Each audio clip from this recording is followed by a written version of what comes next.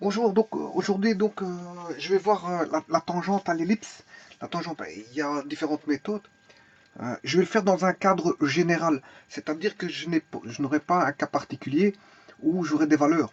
Il n'y aura aucune valeur et je vais mettre en place la mise en place de l'équation caractéristique de la tangente à une ellipse. Quelle que soit l'ellipse, euh, voilà. Mais ici, je vais aborder la chose euh, avec une ellipse centrée à l'origine. Euh, voilà.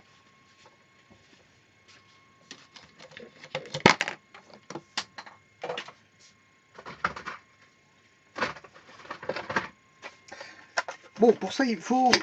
On est dans le plan, hein. On est dans le plan. Il faut des objets dans le plan. Les objets dans le plan ici, ça va être une ellipse et un faisceau de droite. Mais pour avoir les caractéristiques, enfin pour avoir l'équation des objets, il faut un repère. Bon, ici je vais placer un repère cartésien parce qu'on peut jouer avec des repères polaires. Donc je vais jouer avec un repère cartésien et je vais mettre une ellipse centrée. C'est-à-dire que, bon, si vous savez qu'une ellipse, elle a besoin d'un petit cercle et d'un grand cercle. Bah, ici, je ne l'ai pas bien fait, mais voilà. Donc on a un petit cercle et un grand cercle. Et pour tracer l'ellipse, ben, j'ai besoin, si vous voulez, du grand axe du grand cercle et du petit axe du petit cercle. Et à partir de là, ben, je peux dessiner mon ellipse.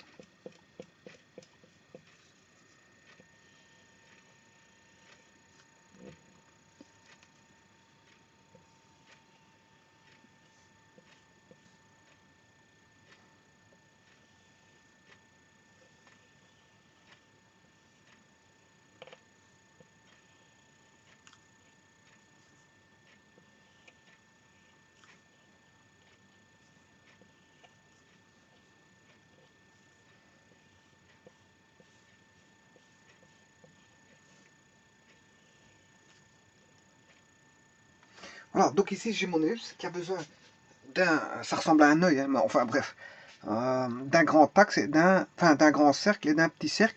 Le grand cercle où il y aurait un grand diamètre, un petit cercle où il y aurait un petit diamètre.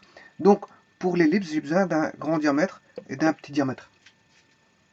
Et alors, tout est... Ici, je travaille avec un repère cartésien, mais je vais mettre un repère cartésien qui est centré à l'origine. Bon, le centre de symétrie de tout ça, ben, c'est l'intersection du grand axe et du petit axe qui se trouve ici en haut. Donc 0, 0, je vais fixer le 0, 0 ici. Et je vais mettre bien sûr, suivant le petit axe, un axe, Y. Et suivant le grand axe, je vais mettre un axe X. Et voilà, définir mon repère orthonormé qui est cartésien. Parce que comme je vous l'ai dit, on peut jouer avec euh, un repère d'autres repères. Par exemple, un repère polaire. Je peux avoir des coordonnées polaires. Ici, je vais jouer avec des coordonnées cartésiennes X, Y si vous voulez. Voilà. Alors, tout d'abord, qu'est-ce que c'est qu'une ellipse? Une ellipse, on peut l'avoir à partir... C'est ce qu'on appelle des coniques. Elles proviennent d'un cône. Bon, qu'est-ce qui peut provenir d'un cône?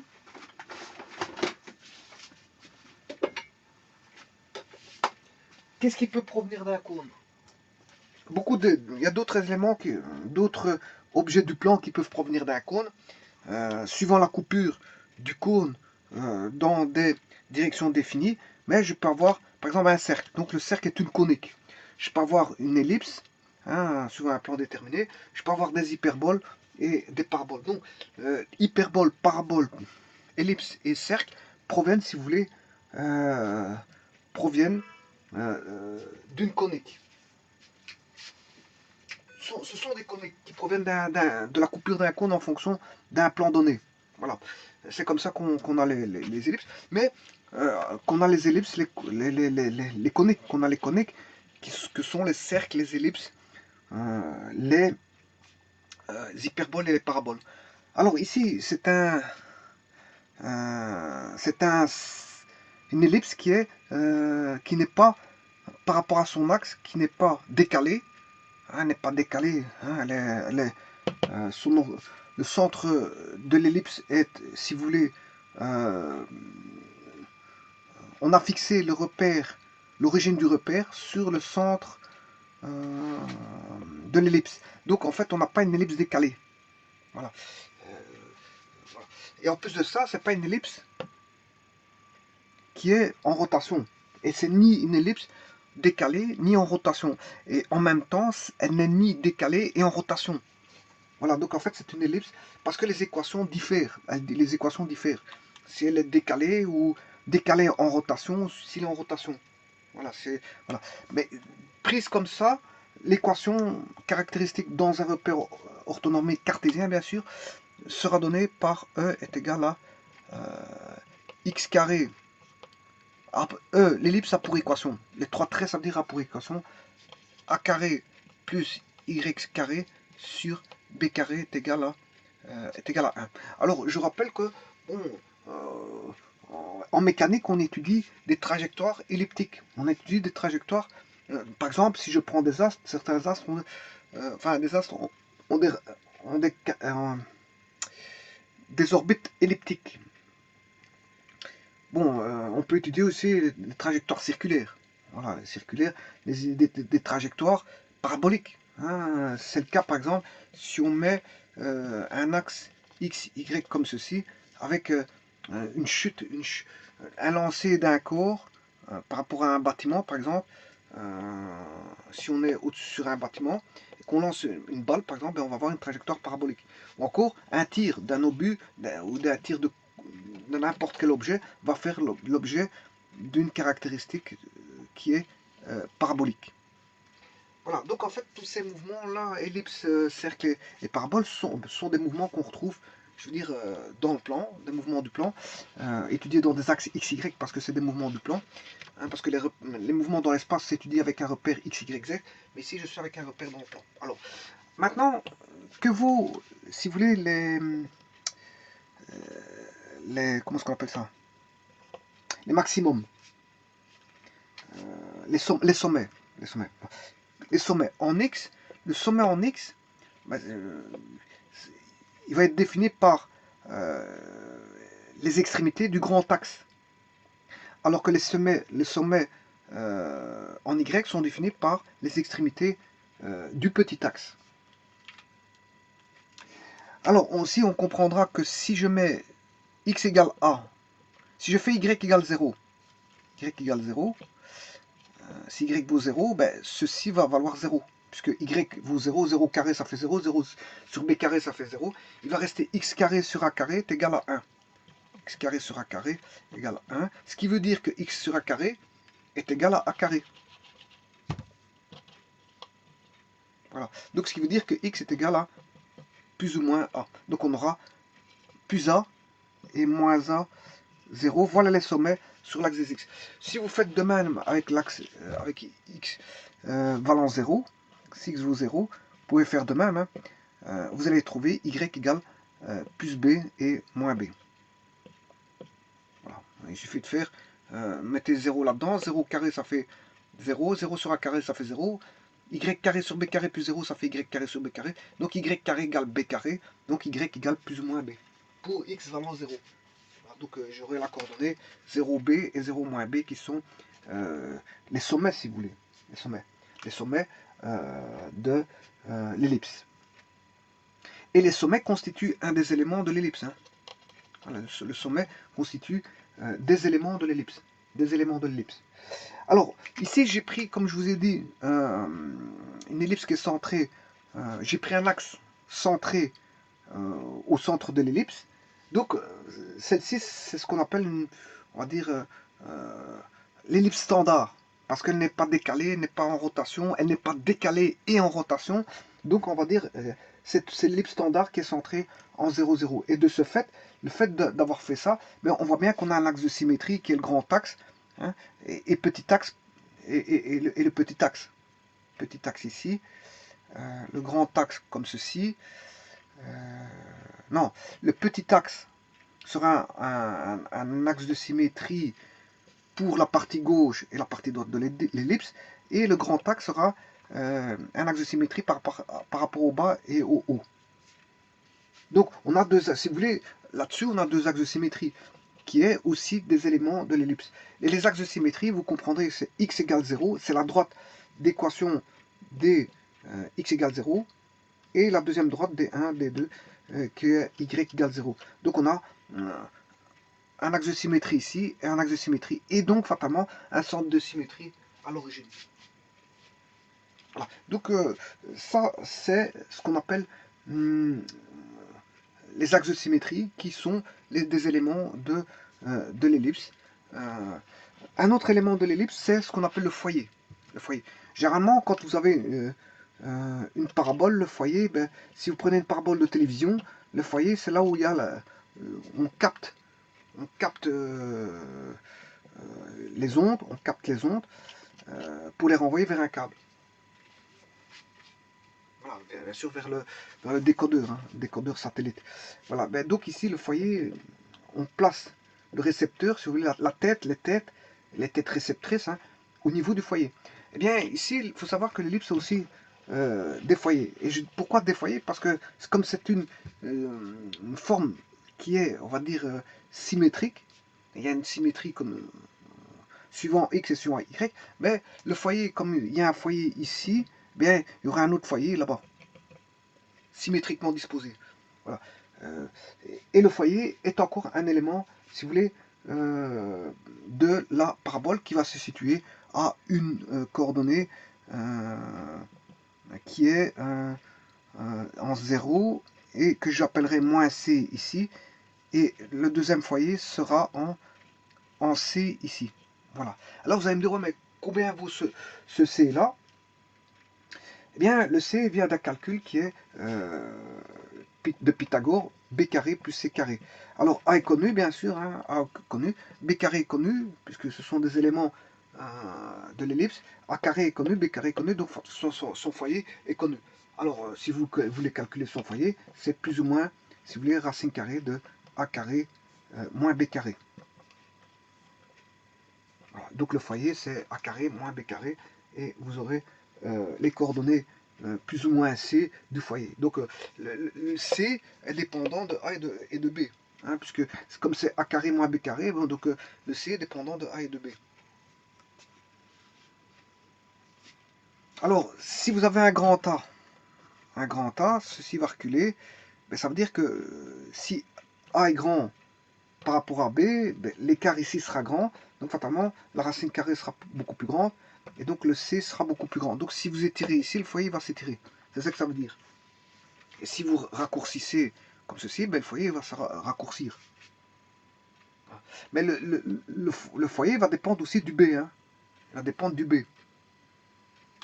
Parce que c'est bien d'avoir un grand A, mais si le B il est énorme, hein, le foyer va se réduire aussi. Hein, va se rapprocher de 0. Puisque l'écart, si B devient grand, mais l'écart devient beaucoup plus petit. Donc C beaucoup plus petit. Bon, donc on se rapproche de 0. On se rapproche vers le 0. Voilà, donc le B va jouer aussi au niveau de d'où va se situer, si vous voulez, le foyer. Alors le 0, 0, c'est le centre, donc j'ai le sommet, les axes x égale 0, y égale 0, j'ai les foyers, les axes, les sommets. Alors on a des axes avec S, foyer avec S, sommet avec S, mais on n'a qu'un centre. Le centre qui est 0, 0, qui est l'intersection des deux axes.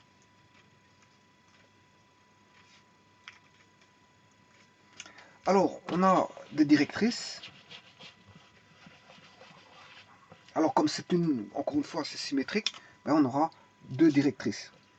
D1, que je vais appeler directrice.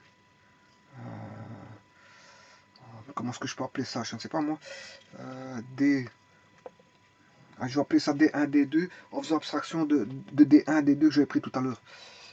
Ça, j'aurais pu les appeler D3, D4 pour les axes. D3 égale 0. D3 x égale 0 et D4 y égale 0. Maintenant, pour les foyers, je vais les appeler ici D1, D2. Voilà. Et qui a pour équation, ici, x égale constante. Voilà. Et D2 a pour équation x égale constante. Alors que vous que c'est constante, la constante là, en fait, elle vaut le carré de A sur C. Le carré de A sur C. Donc si vous faites x égale A carré sur C, ben, vous avez cette directrice là, la D2.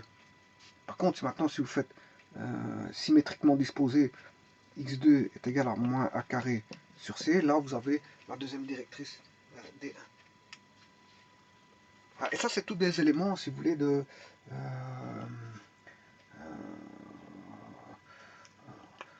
tous des éléments de l'ellipse. Alors, au niveau du foyer, il y a ce qu'on appelle un paramètre. Paramètre ici, P. Comment on retrouve ce paramètre? Ce paramètre, on peut le calculer facilement, puisque ce paramètre P, c'est aussi un élément de l'ellipse, c'est B carré sur A. Si vous faites B carré sur A, vous allez avoir cette distance-là qui est P, qui est celle-ci aussi, hein, c'est une distance. Donc le paramètre P, c'est B carré sur A. Et il existe aussi un autre paramètre qui est l'excentricité, qui est, si vous voulez, le C sur A. L'excentricité, qui est le C sur A.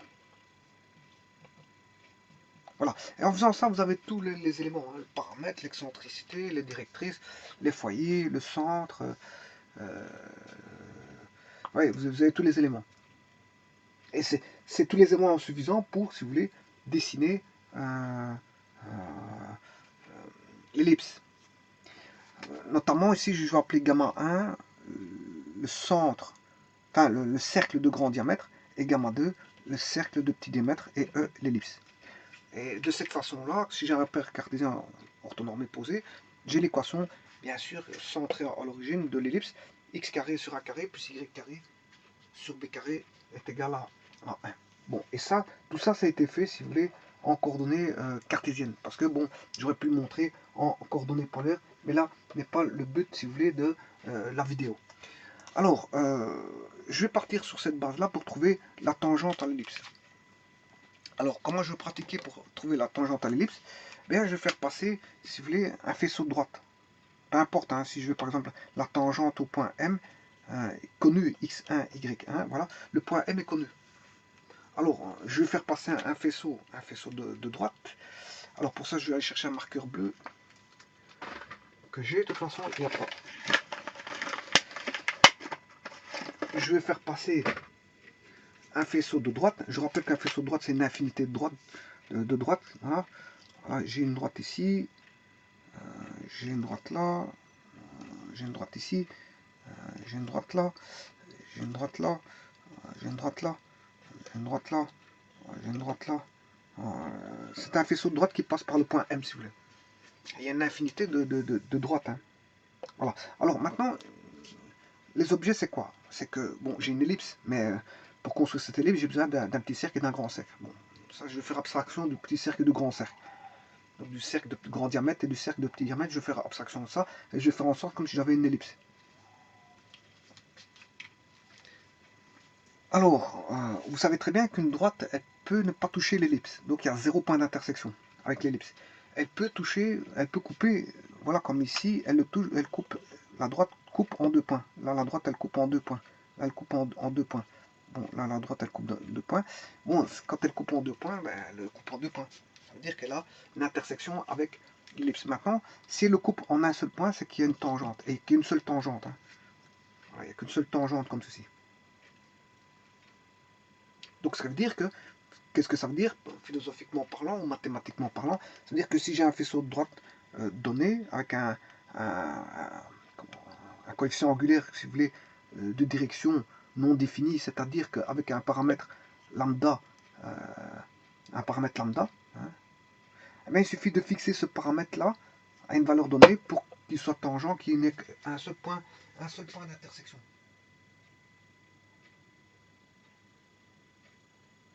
Voilà. Donc, pour n'avoir qu'un seul point d'intersection, il suffit donc de faire parcourir un faisceau de droite passant par le point M fixe de coordonnées connues x1, y1. Je rappelle que voilà, x1, y1 est connu. Je le fais tourner comme ceci et je fixe la direction donnée pour avoir la direction de la tangente. Donc il n'y a qu'une seule tangente, il n'y a qu'une seule direction. Hein, et c'est ça l'astuce. Et il n'y a qu'un seul point d'intersection. Donc il n'y a pas deux points d'intersection. Il n'y a pas zéro point d'intersection comme une droite qui ne toucherait pas l'ellipse. Il n'y a pas deux points d'intersection parce qu'on cherche la tangente où il y a un seul point d'intersection. Et voilà, donc on va partir à partir de ça pour trouver, si vous voulez, la tangente à l'ellipse. Alors, la tangente à l'ellipse, on a besoin de deux choses, de l'équation de l'ellipse, x carré sur a carré plus y carré sur b carré est égal à 1, et si vous voulez du faisceau de droite que je vais appeler S, qui a pour équation y moins, qui va passer par le point M, bien sûr, où ceci est un paramètre. Voilà, ceci est un paramètre, x moins x1, voilà, de coefficient angulaire, qui est un paramètre, et que je vais retrouver ce paramètre pour qu'il n'y ait qu'un seul point d'intersection. Bien sûr, j'ai M qui vaut x1, y1, voilà. Alors, comme je viens de vous dire, il n'y a pas, c'est pas ce faisceau de droite là, je vais le retransformer en une droite, hein, parce qu'un faisceau c'est une infinité de droites, il n'y aura plus qu'une seule droite avec un lambda qui est unique. Donc, le but du jeu, c'est de trouver une équation caractéristique, non pas avec zéro solution, non pas avec deux solutions, mais avec une solution. Voilà. Alors, on peut se dire qu'on aura du second degré, hein. Vous allez voir pourquoi. Parce que ici, j'ai du second degré, j'ai pas de troisième. Hein. Voilà. Alors, on va partir du fait de se dire que l'ellipse, il existe un seul M, il existe un seul point M, tel que, on va dire que l'ellipse inter S égale M. M de coordonnées x1, y1. Donc il existe un seul point M, hein, puisque la tangente, ça veut dire quoi? Ça fait qu'on a un seul point d'intersection, hein, pas deux, ni zéro. Ça, voilà, une tangente, c'est... et ça équivaut à dire qu'on a...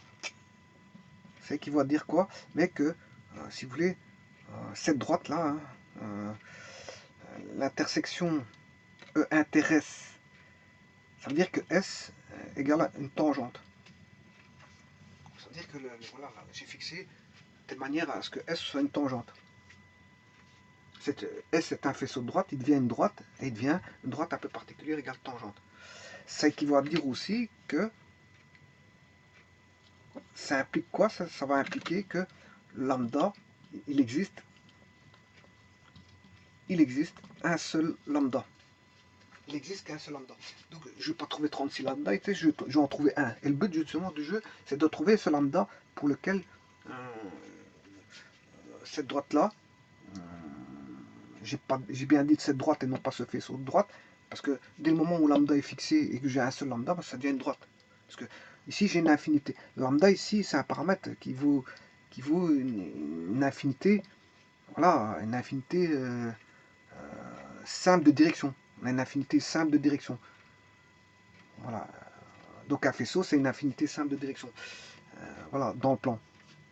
Donc mais maintenant, si je dis que le lambda vaut une valeur bien définie, je fixe le paramètre à une valeur définie, là j'ai plus un faisceau mais j'ai une droite. Et c'est ce qui va se passer ici, il existe un seul lambda de telle manière à ce que ce faisceau devienne une droite qui ait une tangente. Voilà, et ça comment je vais faire? Mais je vais faire l'intersection de l'ellipse avec le faisceau et de trouver l'existence du seul lambda. Et ce lambda va faire en sorte que ça va être mon coefficient angulaire de ma droite qui est tangente à l'ellipse. Voilà, ben on peut commencer ça. Donc ici, j'ai combien d'équations? Mais j'ai deux équations. Bon, j'ai l'équation numéro 1 de l'ellipse et l'équation numéro 2 de la droite. Alors on va aborder ça de manière algébrique. Comment? Eh bien, tout simplement, je vais faire en sorte de faire passer le y dans ce y là. Donc pour ça, je vais faire pas le y1, je le fais passer dans le second membre, plus y1. Voilà, ça c'est l'équation numéro 2 transformée, de telle manière à isoler, si vous voulez, j'isole l'ordonnée y. Donc c'est l'équation de la droite donnée par rapport à y. Alors ici je vais transformer cette équation là, x carré sur a carré, pour éviter d'avoir des rapports. J'ai bien dit des rapports et pas des fractions, parce que le x peut être une valeur quelconque, c'est pas forcément un entier. Le a peut être une valeur quelconque, pas forcément un entier, donc c'est un rapport et non pas une fraction. Donc je vais mettre au même dénominateur pour avoir voilà, je vais mettre a carré sur b carré, dénominateur commun c'est a carré b carré. Donc là j'aurai a carré b carré, mais là je dois multiplier par b carré, et là comme c'est a carré b carré, j'ai a carré ici, et alors le 1 si c'est sur a carré b carré, ben 1 c'est a carré sur b carré sur a carré b carré, ça fait 1. Et on fait ça, le dénominateur commun vaut a carré b carré, je peux simplifier ceci pour n'avoir que ceci.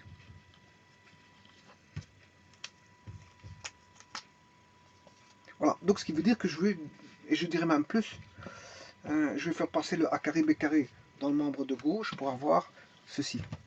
Moins a carré b carré égale 0. Bon, comme ça je traite cette équation-là, qui est une équation, si vous voulez, de f de xy égale 0. C'est une équation à deux variables qui est égale à 0. Alors, je retransforme celle-ci, l'ellipse, voilà. Donc j'aurai, c'est pour des questions de facilité tout simplement que j'écris ceci comme ça, plus a carré y carré moins a carré b carré égale 0. Alors maintenant je veux rentrer le y là-dedans, dans le y, injecter ce y, cette ordonnée là dans l'ordonnée de l'ellipse, de manière à avoir le point d'intersection, si vous voulez, de l'ellipse inter-S. C'est pour avoir E inter S, c'est pour avoir l'intersection de l'ellipse avec là, comment on appelle ça? Ça veut dire que le y là, il est commun aux deux. Et dès ce moment-là, s'il est commun, je vais remplacer ça là-dedans pour n'avoir plus qu'une seule équation. Parce que si j'injecte l'un dans l'autre, ben, j'ai plus qu'une seule équation. Ah, ils auront le même y, si vous voulez. Et donc, fatalement, s'ils ont le même y, ils ont le même x. Donc, j'aurai b carré x carré plus a carré et y carré. Y, c'est ceci. Lambda x moins x1 plus y1, le tout bien sûr au carré, parce que c'est y carré moins a carré b carré est égal à 0. Alors, je vais distribuer le lambda ici, ça fait lambda x moins lambda x1. Voilà. Donc ces deux équations, si E, ça c'est E, ça c'est S, et ça c'est E, si vous voulez, inter S.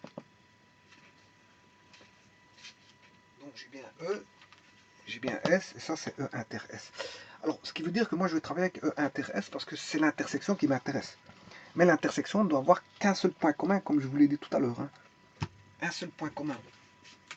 L'intersection de l'ellipse et de ce faisceau doit avoir qu'un seul point commun, et donc fatalement aussi une seule direction commune. Une seule direction, enfin, la tangente doit avoir qu'une seule direction.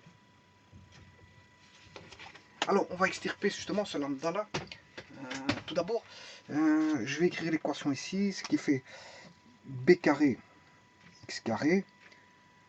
Là, je dois développer le carré, ça fait lambda carré x carré. Le carré de celui-ci, le carré de celui-là. Attention qu'ici c'est x1, alors que là c'est x. Hein, pas confondre x et x1. X étant une variable, x1 étant un point donné, puisque c'est le point m x1 y1.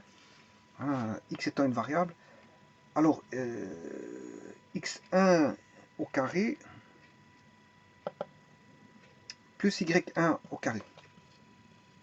Voilà. Alors maintenant, on va venir tous les doubles produits en faisant attention, je veux dire, au signe. Lambda x fois, là on a le double produit entre ces deux-là. Donc, mais comme il y a un moins, plus par moins, ça fait moins. On aura 2 lambda carré. Lambda fois lambda, c'est lambda carré. X fois x1 c'est x fois x1. Ensuite, je vais prendre celui-ci et celui-là, ce qui fait plus par plus, ça fait plus. Le double produit, c'est 2. Lambda x fois y1.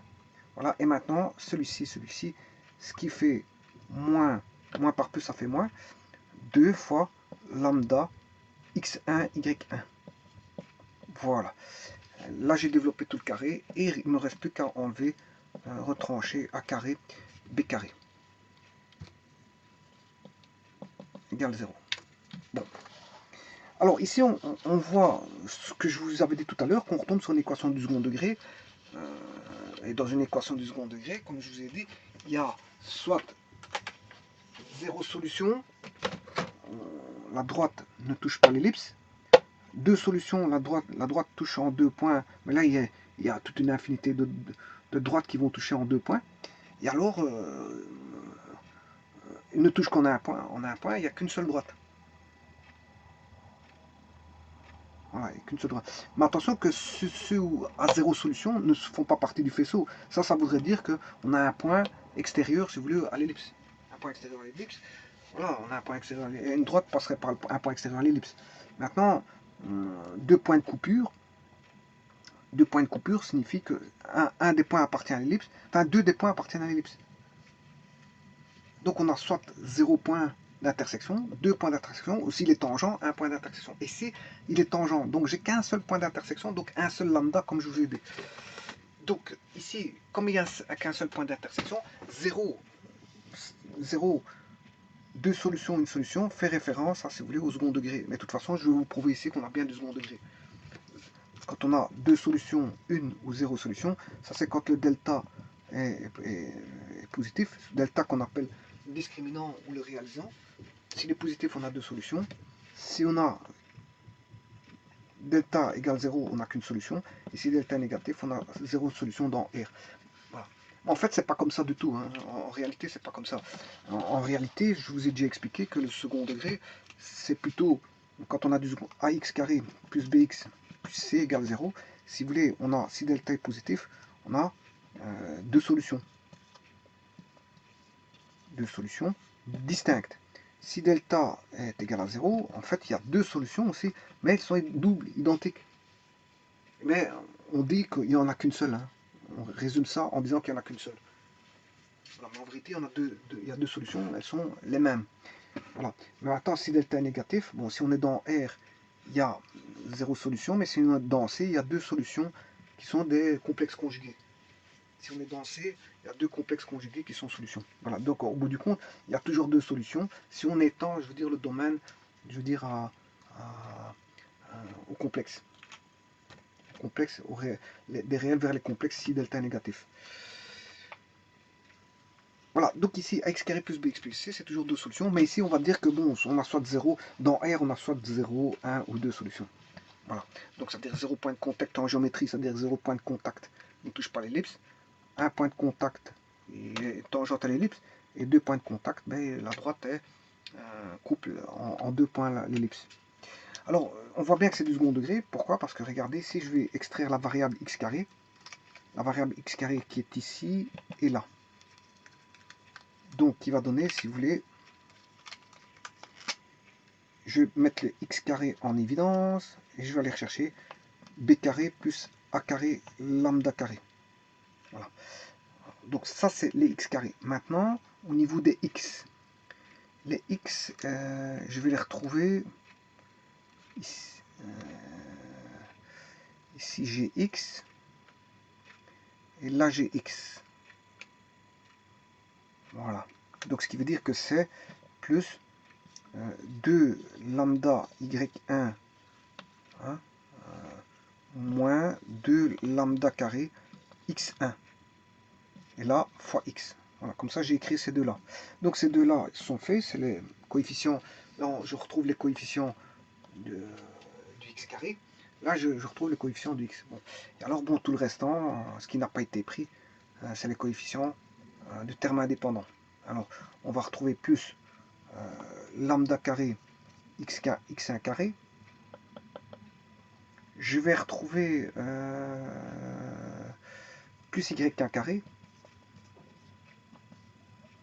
je vais retrouver ceci, c'est le coefficient en x, moins 2 lambda x1 y1, et je vais retrouver moins a carré b carré égale 0.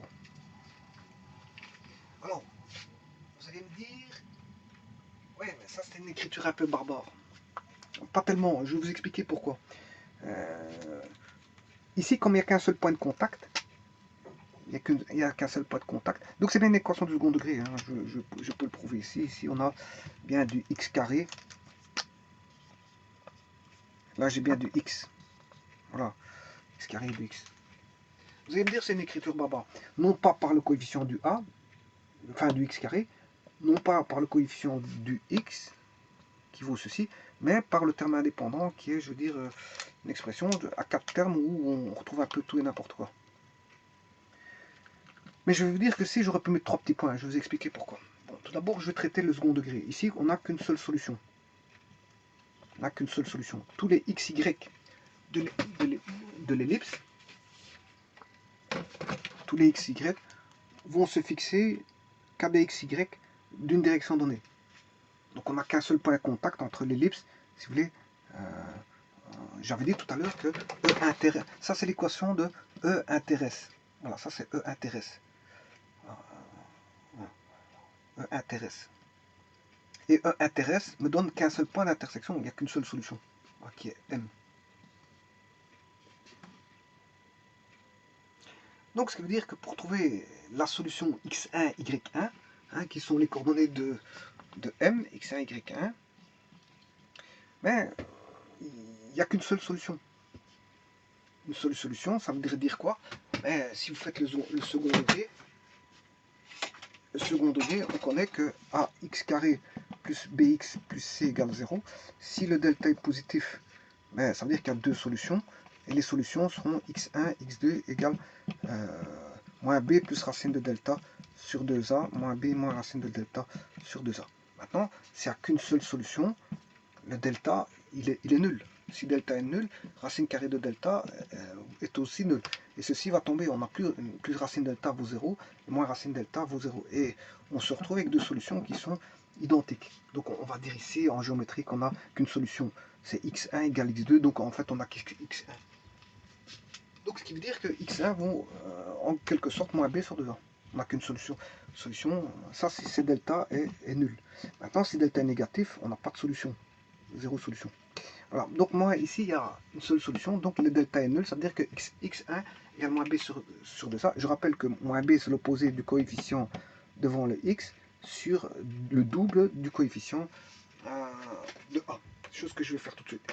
Bon, alors maintenant je vais aller chercher ça. Le coefficient de b, que vaut-il?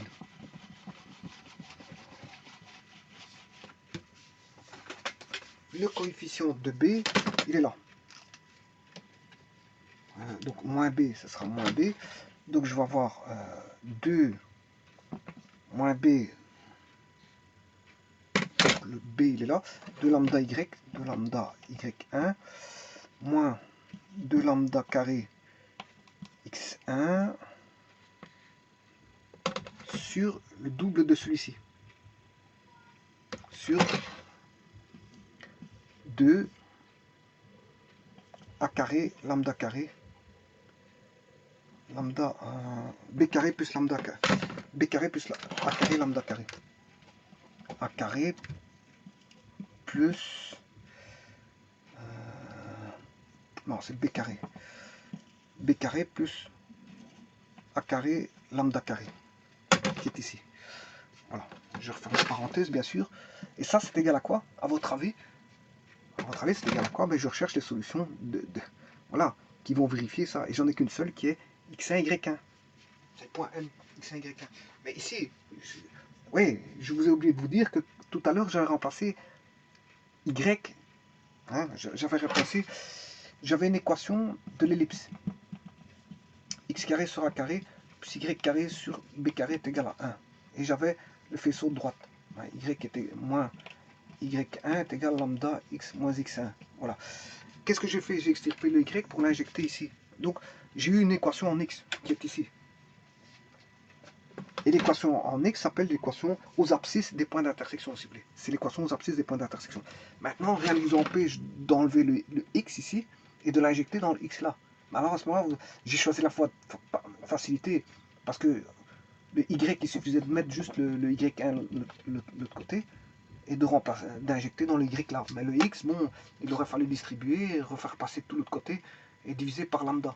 Voilà, donc j'ai préféré la solution la plus facile, c'est d'isoler le y et de l'injecter dans le y pour avoir une équation en x. Et l'équation en x s'appelle l'équation des abscisses au point d'intersection. Parce que si j'ai isolé le x pour l'injecter dans le x ici, j'aurais bien sûr l'équation des ordonnées des points d'intersection, j'aurais une équation en y. Donc j'aurais trouvé y1. Voilà. Mais ici, comme j'ai une équation en x, je trouve le x1. Je trouve le x1. Donc, ce que je vous ai mis ici, c'est le x1. Et pas le y1. Pas le y1. Parce que j'ai l'équation des points aux abscisses. J'ai l'équation aux abscisses des points d'intersection et non pas l'équation aux ordonnées des points d'intersection. Voilà. À partir de ici, je peux rechercher l'existence de mon seul lambda, de ma seule direction de ma droite. Je peux chercher l'existence de mon lambda. Au départ, j'avais un faisceau. Le but, c'est de chercher le lambda avec une direction donnée, bien définie. Alors, pour faire ça, je vais sortir le x1 étant donné, parce que le m, on connaît x1, y1, donc x1 est connu. C'est une donnée supplémentaire. Mais ce que je ne connais pas, c'est la direction du faisceau de droite pour avoir ma droite définie, en sachant qu'il n'existe qu'un seul lambda. Et grâce à tout ça, je peux le trouver. Donc j'aurai moins 2 lambda y1, moins 2 lambda carré x1 est égal à 2 b carré plus a carré lambda carré x1, moins 2 lambda y1 moins 2 lambda carré x1 moins 2, je distribue le 2b carré avec le x1 et je le mets à gauche, qui fait 2b carré x1, 2b carré x1, moins 2a carré lambda carré, je distribue x1 et je fais passer à gauche pour avoir 0.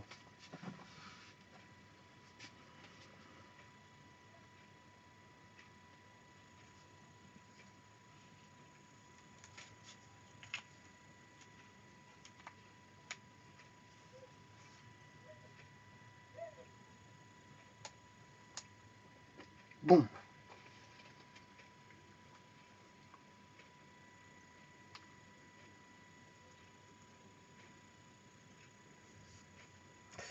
Par contre, ici, il me semble qu'il manque quelque chose.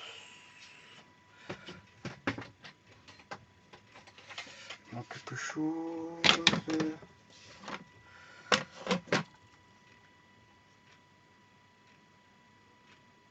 Oui, il manque le a carré ici. J'ai fait une petite erreur ici. Oui, il manque du a carré un peu partout là. Je viens de m'en rendre compte.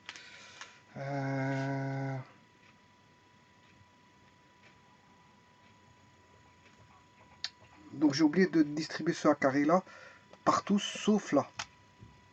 Oui, il va se distribuer ici.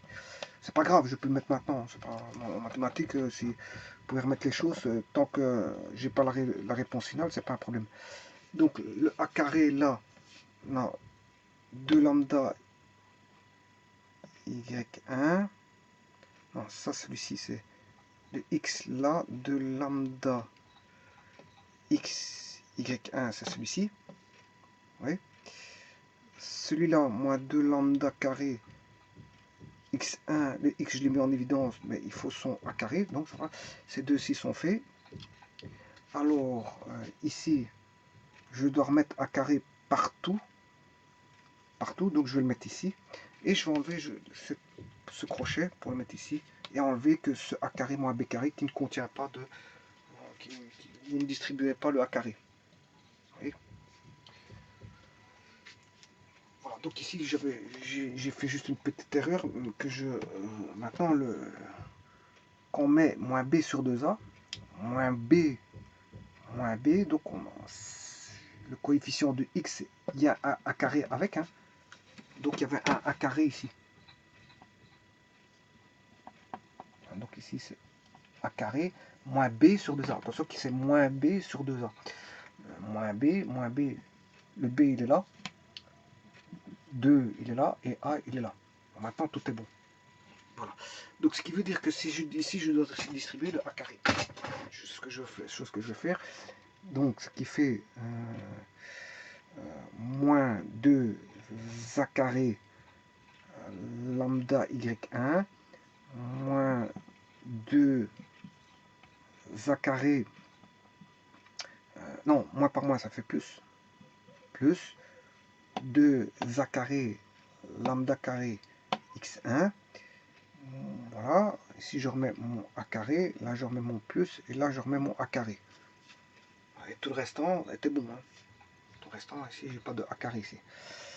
Alors, pour me rendre compte quoi, que ceci ici, 2 A carré lambda carré x1, moins 2 A carré lambda carré x1, mais c'est la même quantité. Simplement, c'est au niveau valeur, c'est la même chose, mais ils sont opposés au niveau du signe.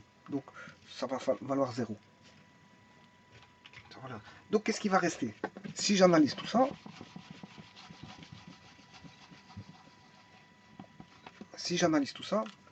j'ai moins 2 A carré, il va rester ceci, moins 2 A carré lambda y1, et il va rester celui-ci, moins 2 b carré x1 égale 0.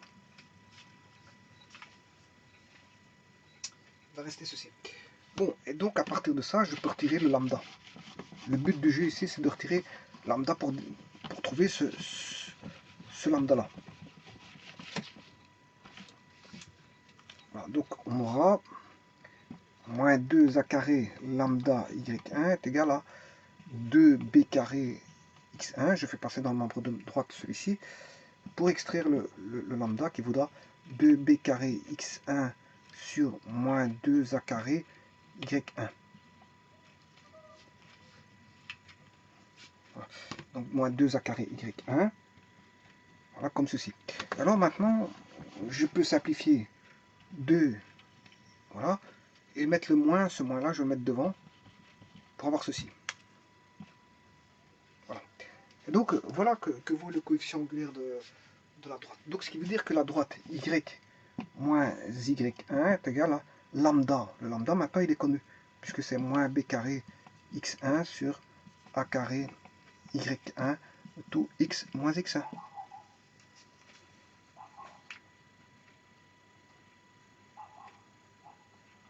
Voilà. Et maintenant,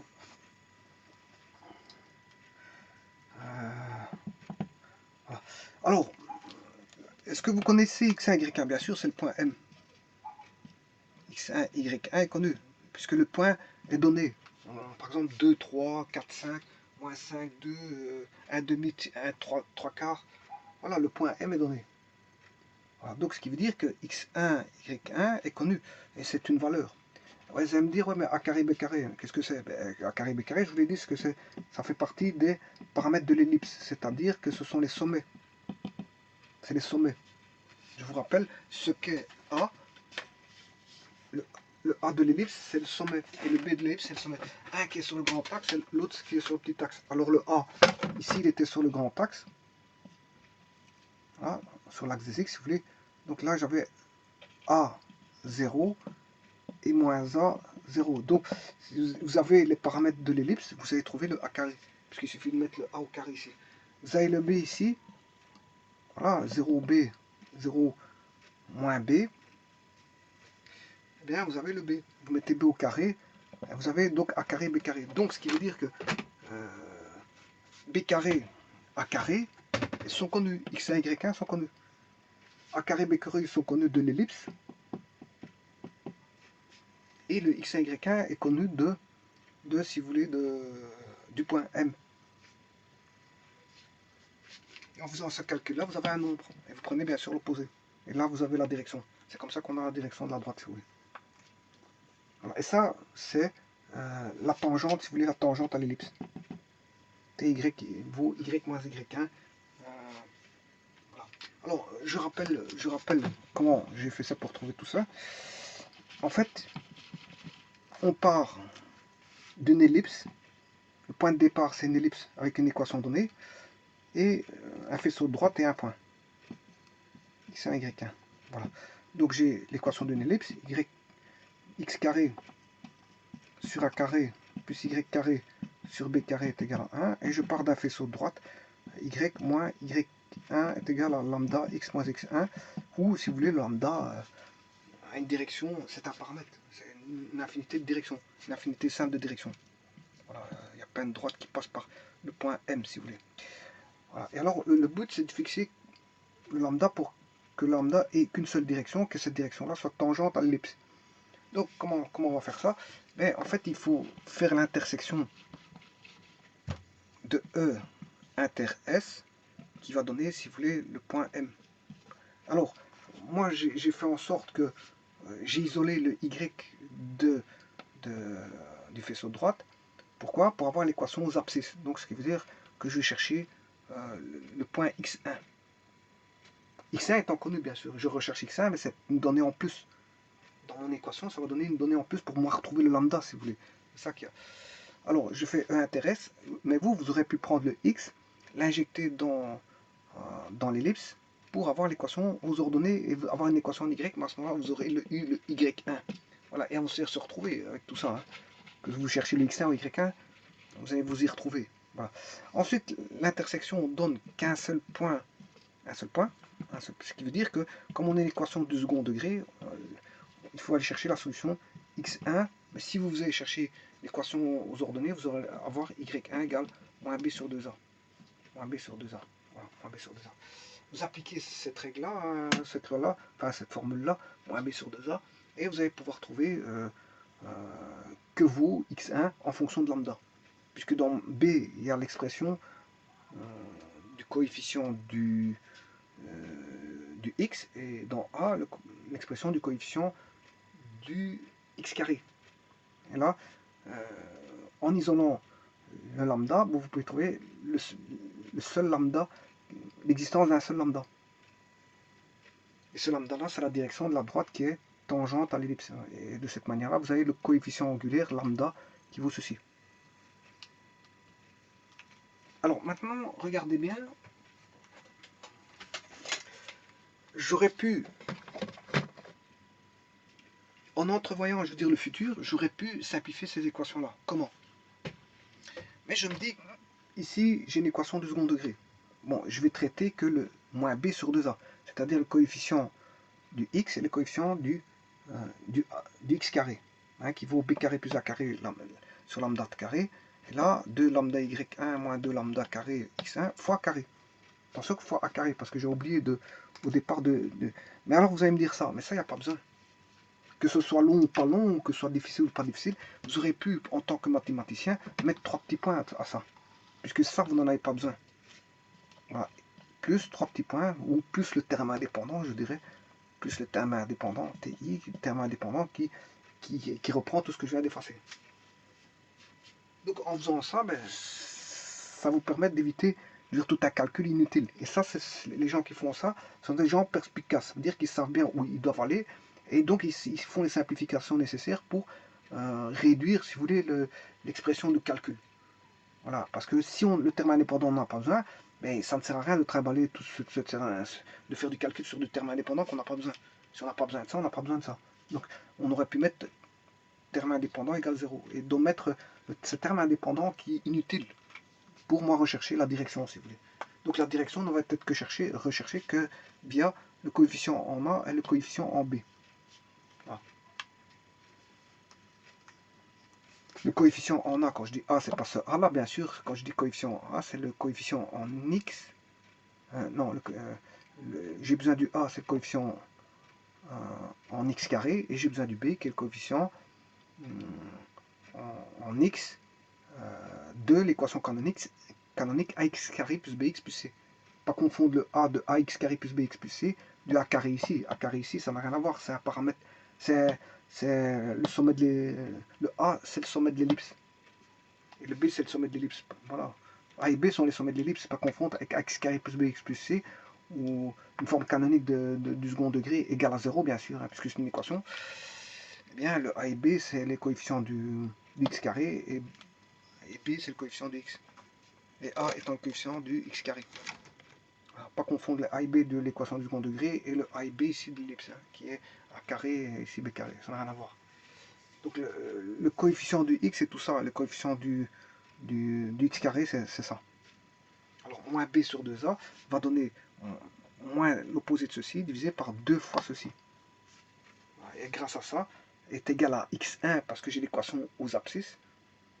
Si vous avez eu l'équation ordonnée, à ce moment vous aurez une autre expression, vous faites y1 égale le coefficient devant le y dont vous avez pris l'opposé divisé par 2 fois le coefficient devant le y carré. Voilà. Là, vous auriez égalé à y1. Et grâce à ça, on peut rechercher le lambda. Et lambda va donner la même expression qu'ici. Moins b carré sur x1 sur a carré sur y1. Voilà. Donc ça, c'est ce qu'on appelle la tangente à une ellipse. Bon, oui, ça c'est une méthode 1, parce qu'il existe une deuxième méthode que je vais montrer et qui est plus facile à faire au travers d'une technique dérivée. Je vous remercie.